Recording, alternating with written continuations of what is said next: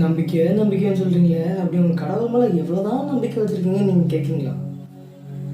என் பாதை எல்லாம் அந்தகாரம் சூழ்ந்தாலும் வாழ்க்கை முடிந்தது, மறுவாழ்வு இல்லை என்றாலும். என் பாதை எல்லாம் அந்தகாரம் சூழ்ந்தாலும் வாழ்க்கை முடிந்தது, மறுவாழ்வு இல்லை என்றாலும். என்னை தேற்றுவதற்கு யாரும் இல்லை என்றாலும் நம்புவேன் என் இயேசு ஒருவரை.